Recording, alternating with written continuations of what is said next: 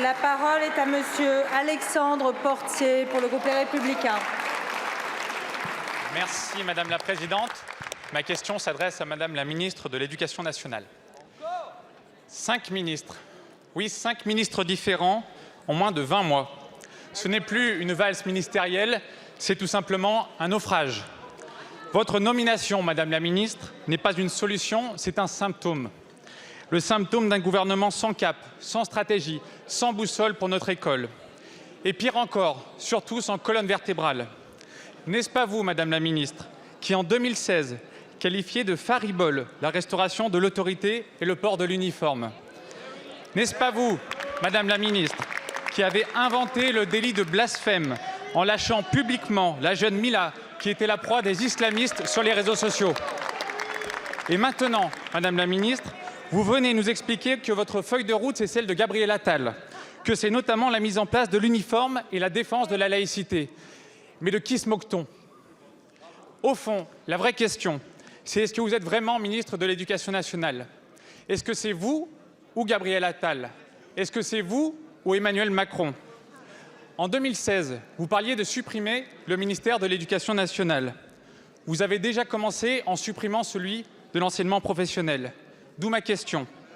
Qu'allez-vous faire de l'Éducation nationale, Madame l'ex-garde des Sceaux? Êtes-vous là aujourd'hui pour prononcer sa liquidation judiciaire? Je vous remercie. Je vous remercie. La parole est à Madame Nicole Belloubet, ministre de l'Éducation nationale et de la jeunesse. Madame la Présidente, Mesdames et Messieurs les députés, Monsieur le député Portier, je ne suis pas sûre, Monsieur le député, car j'ai eu l'occasion de vous lire récemment, je ne suis pas sûre que les attaques personnelles, d'autant qu'elles ne sont pas exactes, servent notre démocratie. Vraiment, je n'en suis pas certaine, mais passons sur ces éléments-là et venons-en au fond. J'ai, Monsieur le député, je le redis ici devant vous, 2 objectifs. La réussite des élèves et le vivre ensemble dans nos écoles. Cela signifie que je souhaite vraiment porter haut la protection de nos personnels enseignants, notamment celle des chefs d'établissement qui, tous les jours, luttent pour faire vivre les principes de la République dans notre école. Parmi ces principes, ceux de la laïcité, auxquels je suis profondément attachée et depuis longtemps, car il s'agit vraiment de la réussite de la mixité et de la réussite de notre République en général. Voilà, Monsieur le député, ce que je souhaitais vous répondre. Je vous remercie, Madame la Ministre. Monsieur Portier. Madame la Ministre, il n'y a là aucune attaque personnelle, juste des verbatims, juste des choses que vous avez dites. La différence entre vous et moi, c'est que j'assume totalement ce que j'écris et on vous attend sur le fond quand vous voulez.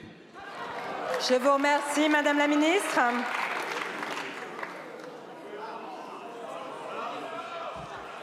Monsieur le député, je souhaite vraiment redire ici que pour que nous puissions réussir la maîtrise des apprentissages fondamentaux, ce qui est la base pour l'ensemble de nos élèves, il faut respecter 4 principes dans les établissements et j'y veillerai.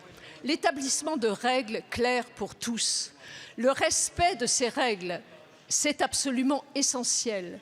Il faut également que nous puissions assurer la protection de l'ensemble des acteurs éducatifs et des élèves lorsqu'ils en ont besoin. Et il faut enfin que nous soyons à la base de la restauration de l'autorité, une autorité proportionnée et bien comprise. Voilà, Monsieur le député, ce que je souhaitais dire et je m'y attacherai vraiment avec la représentation nationale. Je vous remercie, Madame la Ministre. La parole est à Monsieur